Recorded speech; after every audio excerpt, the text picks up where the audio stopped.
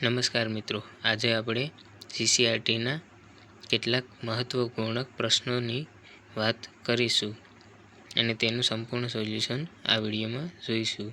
તો સ્ટાર્ટ કરીએ. પહેલો પ્રશ્ન છે, લોથલ કઈ નદી કિનારે આવેલું છે?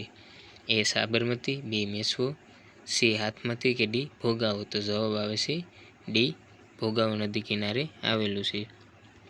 બીજો પ્રશ્ન છે, કયા સ્થળેથી પ્રાચીન ડોકયાર્ડ મળી આવ્યું હતું? એ રંગપુર, બી રાખીગઢી, સી લોથલ કે ડી ધોળાવીરા? તો જવાબ આવે છે સી લોથલ. લોથલમાંથી આપણને પ્રાચીન ડોકયાર્ડ મળી આવ્યું છે. ત્રીજો પ્રશ્ન છે, કયા સ્થળે નગર 3 ભાગમાં વહેંચાયેલું હતું?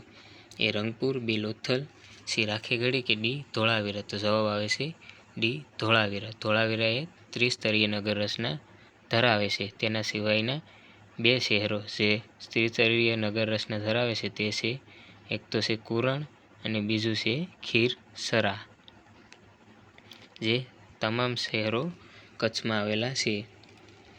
ચોથો પ્રશ્ન છે, કયા સ્થળેથી ખેડેલા ખેતરના અવશેષો પ્રાપ્ત થયા છે? એ રાખીગઢી, બી રંગપુર, સી કાલીબંગન કે ડી ધોળાવીરા? તો જવાબ આવે છે સી કાલીબંગન. કાલીબંગનમાંથી ખેડેલા ખેતરના અવશેષો પ્રાપ્ત થયા છે.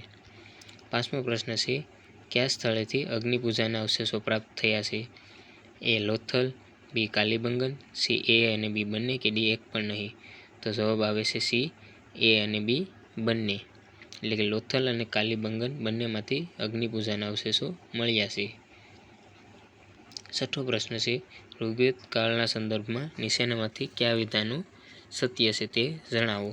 પહેલું વિધાન છે, સ્ત્રીઓ અભ્યાસ કરી શકતી હતી. બીજો છે, કન્યા પુખ્ત ઉંમરની થાય ત્યારે જ લગ્ન થતા. ત્રીજો છે, યજ્ઞમાં તે હાજરી લઈ શકતી. ચોથું વિધાન છે, સ્ત્રીઓનું સમાજમાં સ્થાન ઊંચું હતું. વિકલ્પ છે, એ માત્ર 1 અને 2, બી 1, 2 અને 3, સી 1, 3 અને 4 કે ડી આપેલ તમામ? તો જવાબ આવે છે ડી આપેલ તમામ વિધાનો સત્ય છે. સાતમો પ્રશ્ન છે, ઋગ્વેદમાં કેટલા મંડળો છે? એ 10, બી 11, સી 12 કે ડી 13? તો જવાબ આવે છે એ 10. એટલે કે ઋગ્વેદ 10 મંડળોનું બનેલું છે. આઠમો પ્રશ્ન છે, કુલ કેટલા મહાજનપદ હતા? એ 17, બી 16, સી 19 કે ડી 18? તો જવાબ આવે છે બી 16. કુલ 16 મહાજનપદ હતા. નવમો પ્રશ્ન છે, જનપદ એટલે શું? એ સભા અને સમિતિ, બી ભારતની પ્રારંભિક રાજકીય સંસ્થાઓ, સી માણસના વસાહત માટેનું એક ક્ષેત્ર કે સ્થાન કે ડી આપેલ પૈકી એક પણ નહીં? તો જવાબ આવે છે બી ભારતની પ્રારંભિક રાજકીય સંસ્થાઓને જનપદ કહેવામાં આવતું હતું. 10મો પ્રશ્ન છે, નીચેનામાંથી કયું ગણરાજ્ય ન હતું? એ વૈશાલી, બી મિથિલા, સી કપિલવસ્તુ કે ડી મગધ? તો જવાબ આવે છે ડી મગધ. મગધ એક મહાજનપદ હતું. 11મો પ્રશ્ન છે, હર્યકવંશનો સ્થાપક કોણ હતો? એ બિંદુસાર, બી બિંબિસાર, સી અશોક કે ડી કાલા અશોક? તો જવાબ આવે છે બી બિંબિસાર, જે હર્યકવંશનો સ્થાપક હતો. અને આ બિંદુસાર હતો એ મૌર્ય વંશનો હતો. 12મો પ્રશ્ન છે, મહાપદ્મનંદ દ્વારા કયા વંશની સ્થાપના કરાઈ હતી? એ મહાવંશ, બી મૌર્યવંશ, સી શકવંશ કે ડી નંદવંશ? તો જવાબ આવે છે ડી નંદવંશ. નંદવંશની સ્થાપના મહાપદ્મનંદ દ્વારા કરવામાં આવી હતી. 13મો પ્રશ્ન છે, સિકંદરના ભારત પર આક્રમણ સમયે નંદવંશનો કયો રાજા મગધની ગાદી પર હતો? એ મહાપદ્મનંદ, બી ધનાનંદ, સી કાલા અશોક કે ડી બિંબિસાર? તો જવાબ આવે છે બી ધનાનંદ. ધનાનંદ એ સિકંદરના આક્રમણ સમયે મગધની ગાદી પર હતો. 14મો પ્રશ્ન છે, ગૌતમ બુદ્ધનું બાળપણનું નામ શું હતું? એ રાહુલ, બી સિદ્ધાર્થ, સી વર્ધમાન કે ડી નંદીવર્ધન? તો જવાબ આવે છે બી સિદ્ધાર્થ. 15મો પ્રશ્ન છે, સાચા વિધાનો જણાવો. પહેલું વિધાન છે, ગૌતમ બુદ્ધનો જન્મ કપિલવસ્તુ રાજ્યમાં થયો હતો. બીજો વિધાન છે, તેનું બાળપણનું નામ સિદ્ધાર્થ હતું. ત્રીજું વિધાન છે તેમની પત્નીનું નામ યશોધરા અને પુત્રનું નામ રાહુલ હતું. ચોથો વિકલ્પ વિધાન છે આર કલામ તેમના પ્રથમ ગુરુ હતા. વિકલ્પ છે એ 1, 2 અને 3, બી 2, 3 અને 4, સી 1, 3 અને 4 કે ડી આપેલ તમામ. તો જવાબ આવે છે ડી આપેલ તમામ વિધાનો સત્ય છે. 16મો પ્રશ્ન છે સાચા વિધાનો જણાવો. પહેલું વિધાન છે બૌદ્ધ ધર્મમાં આત્માને માનવામાં આવે છે. બીજું વિધાન છે બૌદ્ધ ધર્મ અનિશ્વરવાદને માન આપે છે. ત્રીજો પ્રશ્ન છે બૌદ્ધ ધર્મ કર્મવાદને મહત્વ આપે છે.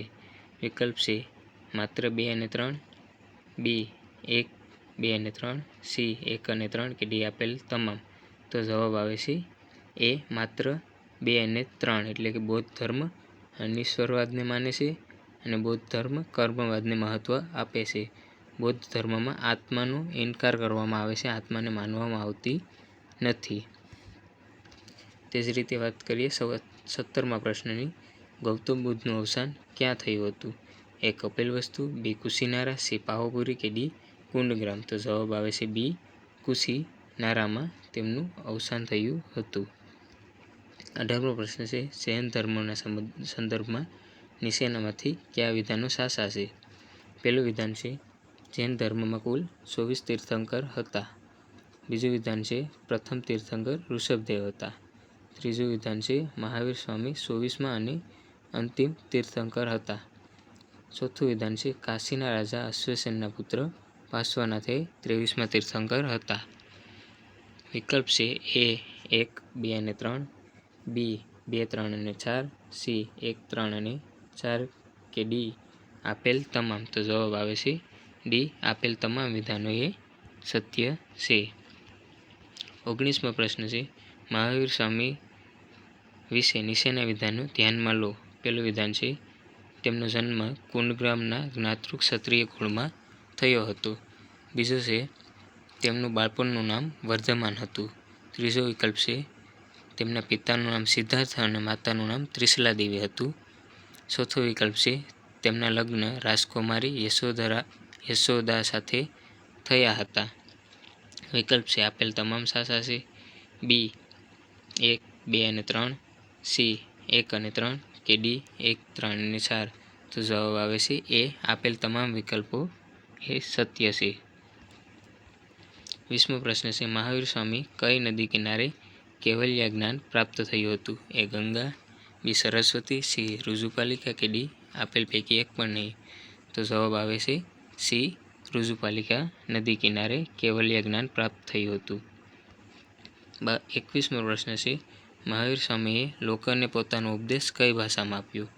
એ પાલી અને અર્ધ માગધી, બી પ્રાકૃત અને પાલી, સી પ્રાકૃત અને અર્ધ માગધી કે ડી પાલી. તો જવાબ આવે છે સી પ્રાકૃત અને અર્ધ માગધી ભાષામાં પોતાનો ઉપદેશ આપ્યો હતો. 22મો પ્રશ્ન છે મહાવીર સ્વામી ખાલી જગ્યા ખાતે નિર્વાણ પામ્યા હતા? એ સારનાથ, બી કુશીનારા, સી પાવાપુરી કે ડી કુંડગ્રામ. તો જવાબ આવે છે સી પાવાપુરી ખાતે તેમનું અવસાન થયું હતું. 23મો પ્રશ્ન છે ગૌતમ બુદ્ધે સૌ પ્રથમ ઉપદેશ ક્યાં આપ્યો હતો? એ બોધિ ગયા, બી સારનાથ, સી કુશીનારા કે ડી કપિલવસ્તુ. તો જવાબ આવે છે બી સારનાથ ખાતે પોતાનો પ્રથમ ઉપદેશ આપ્યો હતો. 24મો પ્રશ્ન છે જૈન ધર્મમાં 4 સિદ્ધાંતો કોણે આપ્યા હતા? એ ઋષભદેવ, બી મહાવીર સ્વામી, સી પાર્શ્વનાથ કે ડી અજીતનાથ. તો જવાબ આવે છે સી પાર્શ્વનાથે 4 સિદ્ધાંતો આપ્યા હતા અને અંતિમ 5મો સિદ્ધાંત એ મહાવીર સ્વામીએ આપ્યો હતો. 25મો પ્રશ્ન છે પાવાપુરીમાં જૈન સંઘની સ્થાપના કોણે કરી હતી? એ ઋષભદેવ, બી મહાવીર સ્વામી, સી પાર્શ્વનાથ કે ડી અજીતનાથ. તો જવાબ આવે છે બી મહાવીર સ્વામીએ પાવાપુરીમાં જૈન સંઘની સ્થાપના કરી હતી. જો મિત્રો આ વિડીયો પસંદ આવ્યો હોય તો આ વિડીયોને લાઈક કરજો, મારી ચેનલને શેર કરજો અને મારી ચેનલને સબસ્ક્રાઈબ કરજો જેથી તમને આવા જ પરીક્ષાલક્ષી પ્રશ્નોત્તરી સરળતાથી પ્રાપ્ત થઈ શકે. જય હિન્દ, જય ભારત.